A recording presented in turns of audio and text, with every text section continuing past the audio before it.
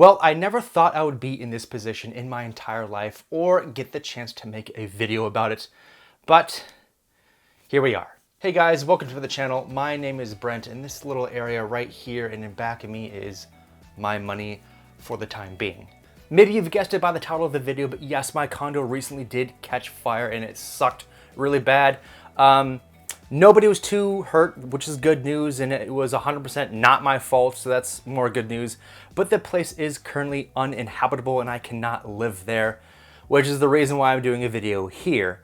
It has changed my outlook on life for the better and has added quite a bit of stress on my life, but I've learned a lot of life lessons over the last few weeks, and I want to share that with you guys. Now, full disclosure, this video might not be 100% investment, personal finance, stock market, money, but lifestyle is one of the things I do like to present on my channel in an investment type of finance type of way. So I will try to segue that topic into today's video as much as humanly possible. So let's go. Okay, so I will start off with this.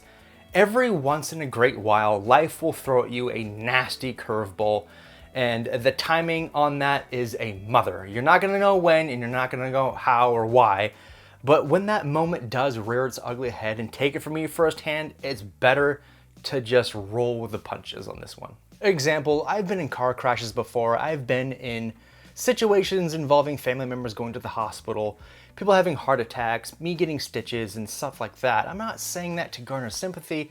I'm saying that because a lot of us out there know exactly how that feels. So each event distinctive from the next, but life-altering, to put it very politely. And with that being said, I want to share with you some of the lessons that I've picked up along this way during this disaster moment of my life. First up is one of the biggest no-brainers out there is, of course, have a plan. For the love of God, have a plan of action so that you know where you're gonna go and you know what you're gonna be doing. So during a disaster, you don't wanna have this thought where you're just like walking around aimlessly. I didn't have one like a moron. It could potentially save a lot of money down the road and, more importantly, your life. From my understanding, there seems to be this collective mindset or belief system that we've always seen TV shows, movies of fires, burning buildings, so on and so forth. And there seems to be this thought process that if I was ever involved in that situation, I could have a couple minutes. I can go around my apartment, my home, my condo, and gather my important documents and exit the burning building right before the flames hit me. Take it from me firsthand, that is a lie, complete lie. Why? Because disasters of this type, they never, and I mean never, go down the way you think they're gonna go down. My scenario played out like this. I started working I was teleworking at the time, working from home. It was a Thursday, right around 2:30 in the afternoon. I started to smell smoke, which kind of freaked me out. The next door neighbors were doing some construction, some remodeling to the unit, no big deal there. They've been doing that for a while. And went outside, I talked to them. I said, is everything okay? They said, we might have a fire. I closed the door and started to freak out because I didn't have a plan. Not more than 30 seconds passed and the smoke started coming through the walls in my hallway. I got my keys, my cell phone, my wallet, and then my next door neighbor knocked on my door, asked for a fire extinguisher. I gave him one. He started to knock down the walls of the bathroom and spray inside the walls, the barriers between our two units to contain the fire. And that's when I started to walk around aimlessly because I didn't have a plan, like a moron. And so I got out of there. This is especially dangerous because the #1 cause of deaths in disaster fires like this one is not the fire. Getting the hell out of there was #1 thing on my agenda. The point being is, if you have a plan, understand what to do when a disaster strikes. You don't want to do any thinking. You don't want to be walking around aimlessly like I was. Know what you're going to be doing. Know where you're going to go during a disaster, like a fire. You want to make sure that your plan of action is completely premeditated. Know what you're going to do before it happens. It could save you a lot of money and your life in the future. Now, I don't know about you guys, but I distinctly remember having a lot of fire drills in elementary school where I grew up, at least once a month.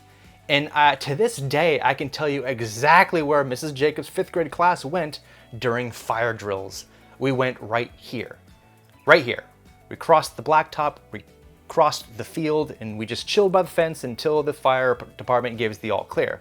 Now, why would I remember this of all things rather than other things in my life? Because when you're that age, they try to instill in you a basic memory and plan in case something nasty happens, like a fire. And that's exactly what you should do in your plan of action.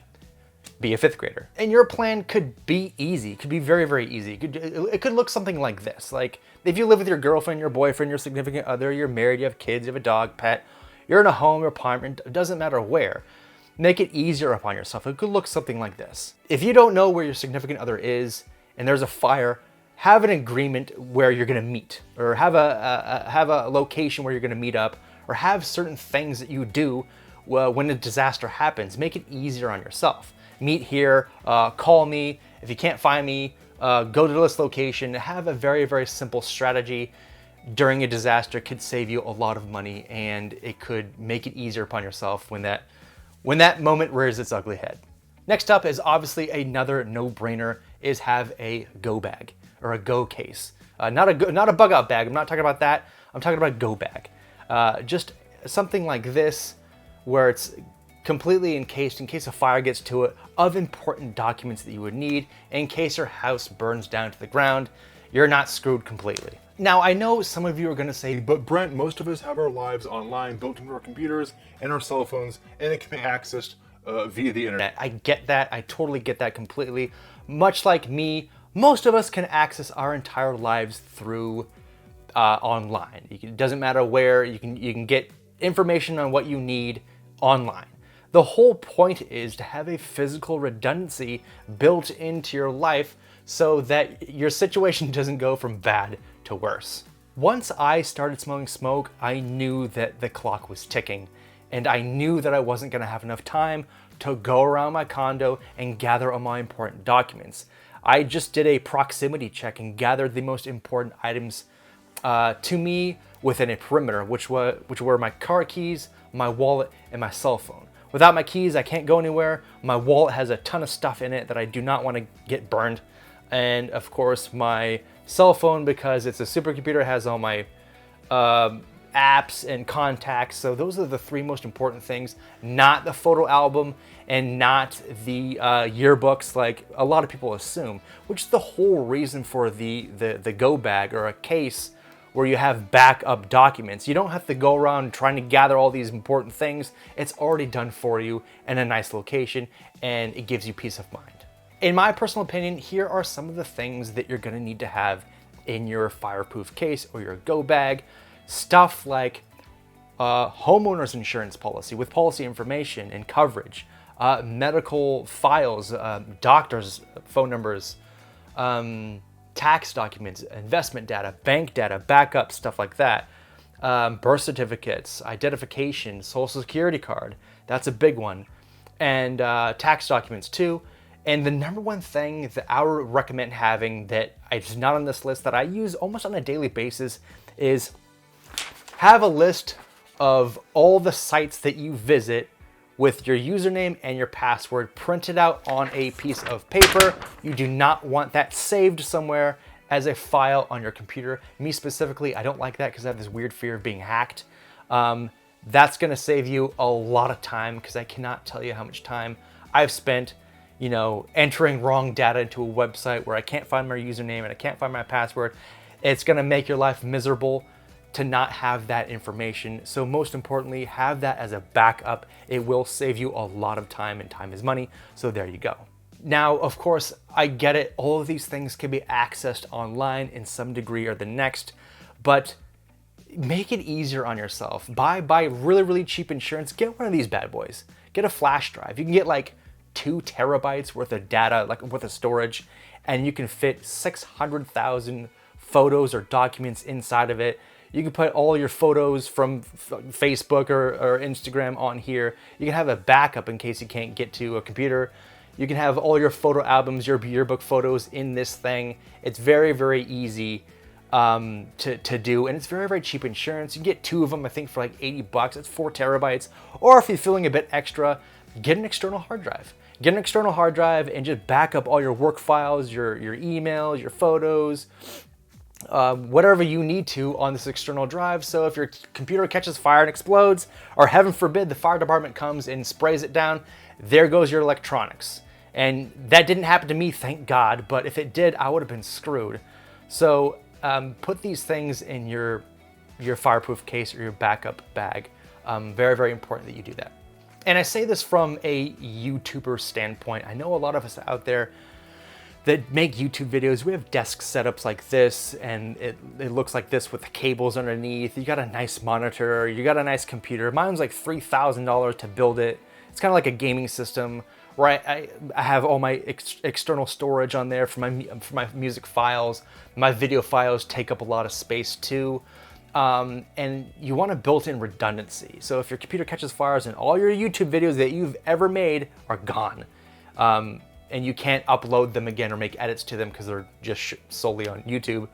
So I do recommend having that raw data available somewhere besides your actual PC.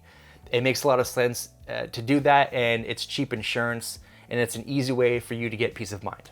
And lastly for you guys is take preventative measures. Take preventative measures. You don't want to do anything that would probably cause a fire. But Brent, why would I start a fire? I say this because a lot of situations where fires involved happen because somebody didn't take preventative measures. Example, don't overload an electrical socket outlet like this, like you're at a sorority fighting for bathroom real estate. Also, you might want to think about getting one of these bad boys right here. Get a nice deluxe top tier power cord. If you're like me and the underside of your desk is built like this, where there's a lot of power cord situations going on, spend the extra money on getting a nice surge protection system here. I got a big black one that looks like this that has USB ports. You can plug in, I want to say 8 or 10 outlets. It can handle overloads. It can handle surges. It's fire retardant to some degree. Spend the money and take preventative measures. If you know there's going to be a lot of electricity in one place, if there's fire hazards in one area, take preventative measures to keep that from happening. Now, I say this to be real as possible. I know a lot of us out there, we have good desk setups that we spend a lot of money on, various things like lighting and cameras and tripods and stuff like that. So, and all that stuff can be connected in the same source. You might want to think about getting that deluxe power surge kit. Get 2 of them if it makes you feel better. It's worth every penny. And I've never had a problem with them. Lastly, for you guys, the number one thing you need to have is a fire extinguisher. No brainer. Well, fire extinguishers don't really matter until they do matter, until you need one. This is one of those things, one of those weird variables that kind of just sits in your house. It collects dust and you're like, what is this for? It's for disasters. And I hope to God you never need to use one like I did. You go through the training, you ever wonder what it's like to grab a fire extinguisher and put out a fire? It's not like the books, it's not like the movies, it's just pretty scary using it for the first time. So fire extinguisher as a cheap insurance, you can get them for like moderately priced, like 50 bucks, 50, 60, 70 bucks right around there, depending on the type of fire extinguisher. You can buy them on Amazon if you want to. You can get them all over the place. But if you have a big unit, big home, family, pets, put them in areas where you think there's going to be a fire.